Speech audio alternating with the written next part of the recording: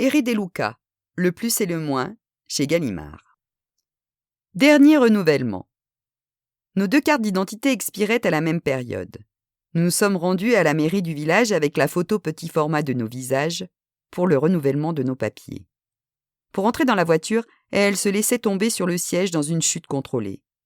Pour sortir, elle mettait d'abord ses jambes dehors, puis elle se glissait au bord du siège par de légères tractions. Et de là, elle tentait un petit plongeon en avant pour se mettre debout. Il en était ainsi de ces journées qu'elle entamait par un élan de volonté. Si elle n'y arrivait pas, elle revenait en arrière et réessayait. « Chaffaccio, chaffaccio !» Elle ne voulait pas qu'on l'aide. Une fois debout, elle prenait mon bras et nous nous mettions en marche. Les bureaux de la mairie se trouvaient au premier étage d'un vieil immeuble. Nous y arrivâmes en nous arrêtant toutes les 3 marches. Les gens qui montaient et descendaient s'écartaient aimablement. Au village, on est comme les tuiles sur le toit qui se passent l'eau l'une l'autre. Ma mère avait un sourire forcé pour ceux qui lui en adressaient un encouragement. Au premier étage, on libéra une place pour qu'elle s'asseye. Quand ce fut notre tour, nous entrâmes dans une pièce avec des bureaux et une employée se leva pour lui donner une chaise. Nous étions en mars. Un peu de soleil tiède et un reste de fleurs de mimosa émaillaient les vitres. L'employé remplissait nos nouveaux papiers. Ma mère regardait dehors. « Queste l'ultimo rinnovo ?» Sa phrase intime, sortie dans un lieu public, me prit à l'improviste. Elle y mettait un peu de napolitain pour marquer sa provenance, dans son petit village du Latium. « Que dites-vous, madame ? Vous êtes si jeune. Je vous avais prise pour l'épouse de monsieur. J'ai vu que vous étiez mère et fils en lisant vos papiers. » L'employé le dit simplement, sans chichi, pour ne pas laisser passer le mot amer. Les 2 autres tables se sentirent impliquées par cette belle réponse et joignirent leur voix à la sienne. Si ma mère avait dit « Aujourd'hui c'est mon anniversaire », elle n'aurait pas reçu plus de vœux. Elle hocha la tête et sourit en signe de remerciement, en continuant à regarder le jaune opaque du mimosa délavé. Nous prîmes nos cartes d'identité neuves, l'employé se leva, voulut lui serrer la main et l'accompagner à la porte. « Chère Madame Emilia, nous nous reverrons à la prochaine échéance de renouvellement. » Ma mère leva les cils au plafond, élargissant le blanc autour de ses pupilles bleues. Appuyée à mon bras et à la rampe, elle descendit les marches avec plus de prudence qu'à la montée. « Tu as entendu ce qu'elle a dit ? Tu fais plus vieux que ton âge, » me dit-elle. Je répondis autre chose.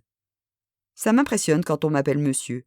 On dirait qu'on se moque de moi. »« C'est sûr, tu t'habilles mal. Tu ne te rases pas. Tu as 3 cheveux sur la tête qui se battent en duel. » Je ne travaille pas dans un ministère. Nos conversations tournaient souvent autour de mon aspect négligé. Elle passait ensuite à l'ail. Je mangeais 2 gousses crues au dîner et elle me prévenait de l'effet produit sur les personnes qui m'entouraient. « Elle t'évite, tu ne vois pas ?» Et elle me citait à nouveau un exemple. Un soir, après le dîner que nous prenions à 7 heures, je reçus un coup de fil de la RAI qui me demandait de commenter un fait du jour aux dernières actualités.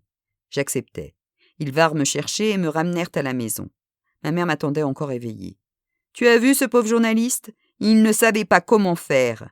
Il s'est mis au bout de la table. Il cherchait un peu d'air. Quand comprendras-tu que tu fais le vide autour de toi ?» Je le comprenais, mais l'ail était le dernier des ingrédients qui m'avaient isolé. Auparavant, c'étaient les livres qui s'en étaient chargés, dans ma petite chambre de Naples, où je dormais, au-dessous d'eux. Les livres ont dressé des barricades jusqu'au ciel pour moi. L'ail n'encourageait pas les baisers, mais ce n'était pas lui qui m'avait privé de noces. Une marche après l'autre, nous sommes descendus du bureau de la mairie sous ses protestations. Moi, je me suis habituée. Il m'a fallu toute une vie. Personne ne voudra vivre avec toi après moi, et pas à cause de l'ail. Une personne qui est près de toi se sent seule. Dans la voiture, elle repensa à sa nouvelle carte d'identité. Je regrette d'en avoir refait une autre. Je n'en ai plus besoin. Pour la 2e fois ce matin, sa phrase tombait, et je ne la recueillais pas. Dans le bureau, il y avait eu ce cœur, et dans la voiture que je conduisais, je ne trouvais pas de réponse pour la contredire. Je cherchais une réplique qui ne me venait pas, et je me contentais de conduire en silence et mal noté. Les étrangers du bureau de la mairie avaient été tellement plus chaleureux et prévenants envers elle. Cette pièce d'identité faite alors avec elle va bientôt expirer. Il me faudra retourner au bureau du village pour la renouveler. J'ai envie de laisser tomber. Je n'ai rien su dire ce jour de mars et de mimosa fanée. Je n'ai pas une de réponse à sa phrase qui me prévenait que notre vie commune allait se terminer. Les vies et les papiers ont une fin. Ils atterrissent dans un tiroir, mais il ne faut pas les laisser sans un mot. Un vieux maître à qui va a dit « Le silence est une haie autour de la sagesse. Le sien était peut-être bien ça, une haie, mais un silence erroné fait rouiller le fer dans le sang. Celui qui se tait par incapacité est condamné à répéter dans le vide des soirs les mots de réponse qui ne sont pas venus à temps. Celui-là, c'est le dernier renouvellement. Maintenant arrive comme une rengaine la réponse qui s'échappe. Disons que c'est l'avant-dernier. L'espace de personnes. S'ils avaient été des armes accrochées au mur, je serais devenu un chasseur. Mais c'étaient des livres, empilés jusqu'au plafond. Ils étaient autour de moi et tout contre moi. J'ai été un enfant, puis un jeune garçon à l'intérieur d'une chambre en papier. Mon père les achetait par kilos. Ils étaient son aïeur, la distance entre lui et les tomates et les fruits au sirop, produit de son travail. Il rentrait le soir, se mettait dans un fauteuil étendu sous un livre. Ainsi, il se trouvait en plein air. Ce geste quotidien, notre silence à nous, ses enfants, pour le laisser à la meilleure partie de son temps. Les fenêtres fermées même en été, pour ne rien écouter d'autre que les pages. Ce geste-là m'a mis sur la route. Un jour, tu n'auras pas à les acheter. Je te les offrirai, moi. Des étagères entières écrites par moi-même. Si ton temps le plus parfait est d'être avec les livres, alors ils te viendront de moi, gratuitement. Je te rembourserai en livres. Comment un enfant arrive-t-il à croire à ses propres paroles? C'est facile. Elles ne sont pas encore à lui. Elles viennent d'une autre partie de la vie et se montrent en avance, à l'improviste. Les enfants font du trafic de prophéties avec eux-mêmes et ne tremblent pas quand elles sont atroces. Je te les offrirai, moi. Je contraindrai la vie à être dans les livres. D'abord la mienne, de force, puis les autres sur invitation. Je mets mes phrases entre guillemets, mais je ne les ai pas dites. Comme le poisson pris à l'hameçon qui se décroche juste devant le bateau et replonge, on voit la prophétie, on sent son poids, mais on ne la tire pas à bord, au sec. On ne doit pas la forcer par la voix, on doit la laisser s'en retourner, d'où elle est venue, depuis l'au-delà des jours et des années. Elle ne se réalise qu'ainsi. Si on la prononce, on l'étouffe. C'est pourquoi je n'ai pas dit des livres. Je te les offrirai, moi. Et c'est arrivé parce qu'il devait en être ainsi. Aucun autre choix ni variante, mais un ordre venu de l'avenir d'un enfant qui exécutait simplement son mandat. Je ne lui ai pas mis un fils dans les bras, mais un livre, à temps pour le voir l'ouvrir, le respirer au milieu, effleurer sa couverture lisse, s'informer sur le prix. Le livre de mon fils. Il était aveugle, c'est ma mère qui le lui a lu. Je suis attachée à ma première publication parce qu'il l'a eue. Sur la couverture, on voyait 3 d'entre nous dans une pièce de la maison bien des années plus tôt. Et il y était aussi parce qu'il était derrière un appareil photo Ferragna et qu'il nous éclairait. Telle est l'amorce de ma vocation. Une pièce en papier, un père qui la meuble et qui la feuillette. Les livres ne redoublent pas l'épaisseur des murs, ils l'annulent au contraire. À travers les pages, on voit dehors. D'après un écrivain français, lire la littérature, c'est de la vie épargnée. Tu peux te passer de la vivre. Pour moi, ce fut de la vie déjà vue, à reconnaître avant de la connaître. Comme ça arrive en amour, quand la nouveauté de la figure aimée surprend parce qu'elle est gravée depuis longtemps. Les livres étaient de la vie qui me prévenait. Comment me comporter à la place de Vronsky, Mishkin, Gulliver, Rocinante, Tom Sawyer, Billy Budd. Une vie d'autre à laquelle je croyais et que je possédais m'apprenait à réagir, à raser des hauteurs et des bassesses inconnues. Si lire est une maladie, qu'elle se contracte à partir des autres et se transmet, elle est infectieuse et non défectueuse. Le monde est défectueux, une fois le livre fermé. L'enceinte des livres, petite comme le panier d'une montgolfière, ouvrait sur tout. Ainsi me suis-je mis à fourrer la vie dans le détroit des mots. Raval a épinglé dans le titre d'un livre une définition qui peut s'appliquer à moi. Une trop bruyante solitude. Tel est l'état de mon crâne pris d'assaut par des essaims d'histoire qui créent une ruche dans mon vide. J'ai appris que pour écrire, il faut être libre, expulsé, comme un logement où arrivent les histoires, par caravanes tziganes en quête de l'espace de personne.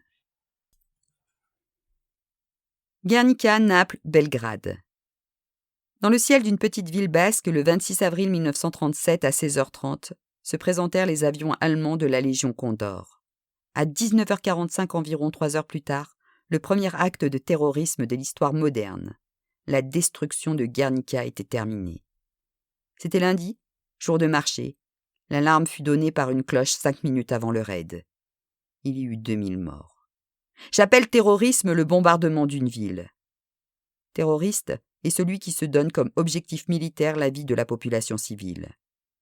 J'ai eu dans les oreilles de mon enfance napolitaine d'après-guerre les récits des bombardements sur Naples. Plus de 100. Plus de 100 fois à n'importe quelle heure, les Napolitains furent propulsés dans la rue par la sirène d'alarme. Les récits écoutés avaient des voix de femmes. Les hommes étaient au front ou dans les camps. Les femmes, les vieux, les enfants supportèrent les massacres qui pleuvaient au hasard. Les vieux se turent et les enfants oublièrent. Restèrent les femmes, gardiennes inexorables de la frayeur. Leur voix montait sur une note aiguë, descendait dans un soupir, s'enrayait face à un souvenir atroce, trouvait l'échappatoire d'un éclat de rire pour une scène comique dans la tarentule d'une fuite. Des rires tout à coup, ils servaient à évacuer. Un enfant à l'écoute derrière une porte ouvrait bien grand ses oreilles et s'identifiait de tout son corps, grâce à la modulation de fréquence des voix. La poussière des écroulements brûlait sa gorge et ses yeux. La puanteur des cadavres coincés sous les décombres, la fumée des incendies, le sifflement de bateaux et de mines de la sirène d'alarme, qui se gabrait en hauteur et gardait en suspens la note aiguë de l'alarme aérienne. Telle était l'annonciation à laquelle avaient droit les jeunes filles, femmes de la guerre. Quand un rire de compensation s'échappait des voix, l'enfant tremblait encore plus derrière la porte. Ce rire donnait la chair de poule plumée. Elles avaient supporté la terreur d'exploser, de s'écrouler avec le bâtiment. Terreur du déplacement de l'air d'une explosion dont la force de frappe tue plus sûrement que l'écroulement et le feu. Lever les yeux au ciel, c'était la frayeur de voir les silhouettes en croix des bombardiers. Il en vint aussi sans l'avertissement de la sirène. J'étais à Belgrade pendant le printemps des bombardements de 1999. Arrivé la nuit de Hongrie dans une camionnette. C'était pour moi un devoir de déserter mon pays qui faisait décoller de ses pistes les bombardements aériens. Le XXe siècle se terminait au son de la sirène d'alarme. Je l'entendis arriver cette nuit-là. Je la reconnus, telle qu'entendue à travers les voix des femmes de Naples. La tonalité, l'étendue, l'aigu, c'était la même. La sirène d'alarme de Belgrade, en cette nuit d'avril sans aucune lumière allumée, imitait les voix des femmes de Naples, gravées en haute fidélité dans leurs cauchemars. Elle se la racontait pour la réduire à une histoire. La voix humaine est la seule thérapie qui sache le faire. Guernica n'avait aucune importance militaire, comme Belgrade. La guerre moderne recherche l'extermination des civils. Picasso a rendu gigantesque un de ces massacres. Naples, Belgrade et les villes sœurs de Guernica n'ont eu aucune dédicace d'hommes illustres. Alors leur deuil reste gravé dans les voix des femmes qui ont répété la rengaine de la sirène d'alarme. Un poids délicieux. Mon premier baiser fut sur commande. Je fis demander à une fille si elle en acceptait un de moi. C'était un après-midi d'été. Le rendez-vous avait été fixé dans une chambre. Nous avions 14 ans. La sueur de l'attente sécha immédiatement. Je m'approchai, elle était debout, les bras le long du corps, au garde à vous. J'oubliais les baisers vus au cinéma. À un pas d'elle, je m'arrêtai et je commençai à tendre mon cou. J'avais mal calculé l'espace entre nous, mon cou ne suffisait pas. Je l'étirais au maximum de sa rallonge. Je me penchai sur l'espace libre, un vide susceptible de donner le vertige. Ses lèvres étaient à peine entr'ouvertes, les miennes tendues s'y posèrent dans ma chute. Ce fut un atterrissage de fortune, et dans l'impact désordonné, j'embrassai ses incisives. Nous retirâmes nos têtes par ricochet. Il mio cuore le resto sulle labbra de André, chante le baiser d'un garçon cardiaque. Pour moi, non seulement le cœur, mais tout le reste du corps. Seuls mes pieds restèrent à leur place. Elle fut généreuse. Elle m'en offrit un deuxième, comblant la distance. Sa robe contre ma chemise, son corps souple contre mes côtes saillantes. Elle approcha ses lèvres et posa sur les miennes leur poids délicieux. Je respirais son souffle. Je sais depuis que le baiser est le sommet de l'intimité amoureuse. De là-haut, on peut descendre ensuite dans la bagarre heureuse des corps qui s'enlacent, qui s'accouplent. Mais le baiser est le sommet atteint, la parfaite ligne d'arrivée. Les prostituées le savent bien et même mieux. Elles qui vendent tout leur corps sans un baiser, laissant leur clientèle la bouche sèche. Qui porte qui? Le premier s'appelait Les Trois Mousquetaires, pas lu, mais écouté par la voix de ma mère pendant les fièvres de la scarlatine. 3 ou 4 mousquetaires se battaient en moi contre l'injustice, qui coïncidait avec la maladie. Il est évident que depuis lors, les livres se mélangeaient à la vie. qu'ils signent des jumelages d'occasion.